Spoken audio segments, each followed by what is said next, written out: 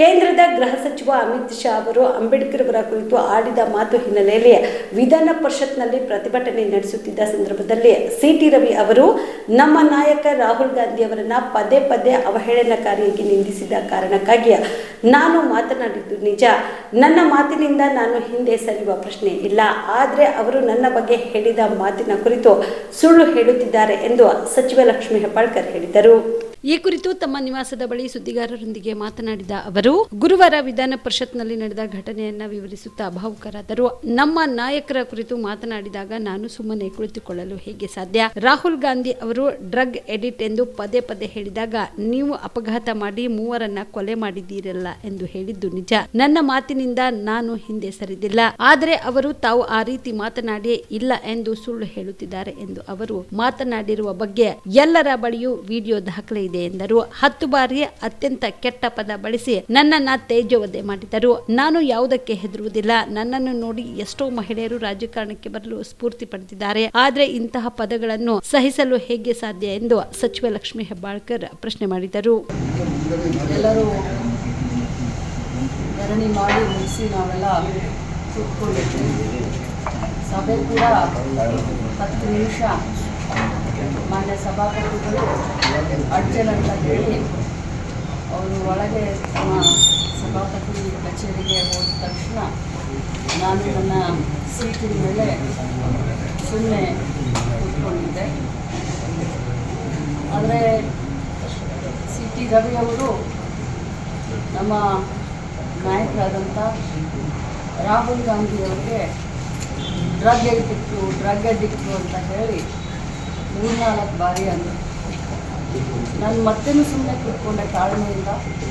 ಮತ್ತೆ ನನ್ನನ್ನು ನೋಡಿಕೊಂಡು ಡ್ರಗ್ ಎಡಿಕ್ಟ್ ರಾಹುಲ್ ಗಾಂಧಿ ಅಂತ ಡ್ರಗ್ ಎಡಿಕ್ಟ್ ರಾಹುಲ್ ಗಾಂಧಿ ಯಾಕೆ ಅಂತೀರ? ಹಾಗಾದರೆ ತಾವು ಕೂಡ ಆಕ್ಸಿಡೆಂಟ್ ಮಾಡಿದ್ದೀರಲ್ಲ, ಹಾಗಾದರೆ ತಾವು ಕೂಡ ಕೊಲೆಗಾರರಾಗ್ತೀರ ಅಂತ ಅಂದ.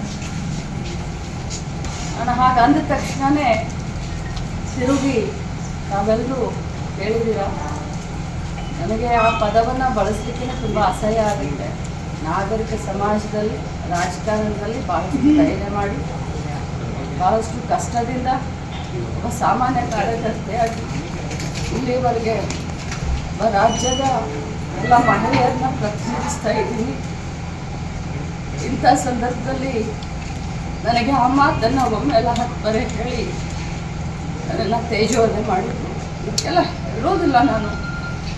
ಆದರೆ ನಾನು ಕೂಡ ಒಬ್ಬ ತಾಯಿ, ಒಬ್ಬ ಅಕ್ಕ, ಒಬ್ಬ ಅತ್ತೆ. ಇವತ್ತು ನನ್ನನ್ನು ನೋಡಿ ಸಾವಿರಾರು ಮಹಿಳೆ ರಾಜಕಾರಣಕ್ಕೆ ಬರಬೇಕು ಅಂತ ಅಂತಿರ್ತಾರೆ.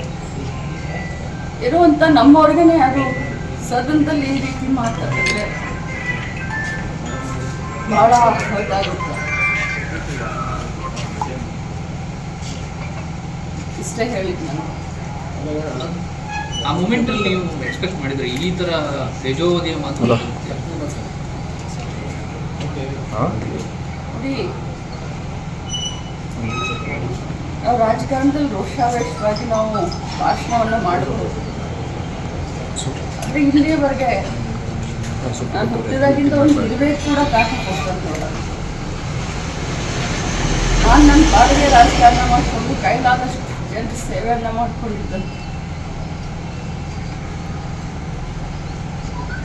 ಕೆಟ್ಟದ್ದನ್ನು ನೋಡಿದ್ರೆ, ಕೆಟ್ಟವ್ರನ್ನ ಕಂಡ್ರೆ ದೂರ ಹೋಗೋದು ಸ್ವಾಭಾವಿಕ. ರಾಜಕಾರಣದಲ್ಲಿ ಇದೀವಿ ಅಂತಂದರೆ ನಾವು ಸ್ವಲ್ಪ ಧೈರ್ಯದಿಂದ ಇರಬೇಕಾಗುತ್ತೆ. ಆದರೆ ವಿಧಾನ ಪರಿಷತ್ತು ಅಂತಂದರೆ ಹಿರಿಯರ ಚಾವಡಿ, ಬುದ್ಧಿವಂತರ ವೇದಿಕೆ. ಆ ವೇದಿಕೆಯಲ್ಲಿ ಅವ್ರು ಮಾತನಾಡಬೇಕಾದ್ರೆ ಎಲ್ಲರೂ ಧೃತರಾಷ್ಟ್ರ ಕನ್ಸ ಕೇಳಿದವ್ರು ಬಂದು ನನಗೆ ಪಕ್ಕಕ್ಕೆ ಬಂದು ಹೇಳ್ತಾರೆ, ಸಾರಿ ಅಂತ ಹೇಳ್ತಾರೆ. ಆದರೆ ಯಾರು ಕೂಡ ಅದನ್ನು ಖಂಡಿಸ್ಲಿಲ್ಲ. ನಮ್ಮ ಪಕ್ಷದವ್ರು ನನ್ನ ಬೆನ್ನಿಗೆ ನಿಂತ್ಕೊಂಡು ನಿಮ್ಮ ಮನೆಯಲ್ಲಿ ಮದುವೆ ಇದೆಯಾ? ಮದುಮಗ ಸೇರಿದಂತೆ ಸಂಬಂಧಿಕರಿಗೆ, ಸ್ನೇಹಿತರಿಗೆ ಬಟ್ಟೆ ಖರೀದಿ ಮಾಡೋದಿದೆಯಾ? 10 ಅಂಗಡಿಗೆ ಹೋಗಿ ಬಟ್ಟೆ ಹುಡುಕುವ ಬದಲು ಎಲ್ಲಾ ರೀತಿಯ ಹಬ್ಬಗಳ, ಮದುವೆ, ಶುಭ ಸಮಾರಂಭ ಸೇರಿದಂತೆ ಎಲ್ಲಾ ರೀತಿಯ ಬಟ್ಟೆಗಳು ಇದೀಗ ಒಂದೇ ಸೂರಿನಡಿಯಲ್ಲಿ ಕಲ್ಪಿಸಿದ್ದಾರೆ. ಹಾಗಾದ್ರೆ ಚಿಂತೆ ಬಿಡಿ. ನಿಮ್ಮ ಕಲಬುರಗಿಯಲ್ಲಿ ಮೀರಾ ಮೆನ್ಸ್ ಅವೆನ್ಯೂ ಪುರುಷರ ಬಟ್ಟೆಗಳಿರುವ ಬೃಹತ್ ಶೋರೂಮ್ ಪ್ರಾರಂಭಿಸಿದ್ದಾರೆ. ಇಲ್ಲಿ Manyavar, Black Berry, Jack and Jones, Rare Rabbit, Spykar, Indian Terrain, Arrow, Mufti, US Polo ಸೇರಿದಂತೆ ಎಲ್ಲಾ ರೀತಿಯ ಬ್ರಾಂಡೆಡ್ ಬಟ್ಟೆಗಳು ಇಲ್ಲಿ ಲಭ್ಯ. ಇನ್ನೊಂದು ವಿಶೇಷ ಏನೆಂದ್ರೆ ಮದುಮಗನಿಗೆ ಹಾಗೂ ಸಂಬಂಧಿಕರಿಗೆ ಮದುವೆಗೆ ಬೇಕಾದ ಎಲ್ಲಾ ರೀತಿಯ ಬಟ್ಟೆ, ಸೂಟ್, ಶೇರ್ವಾನಿ, ಜೋಧ್ಪುರಿ, ಬ್ಲೇಸರ್, ಪೇಟಾ, ಶೂಸ್ ಸೇರಿದಂತೆ ಎಲ್ಲಾ ರೀತಿಯ ವಸ್ತುಗಳು ಇಲ್ಲಿ ರಿಯಾಯಿತಿ ದರದಲ್ಲಿ ಲಭ್ಯ. ಮತ್ತ್ಯಾಕೆ ತಡ?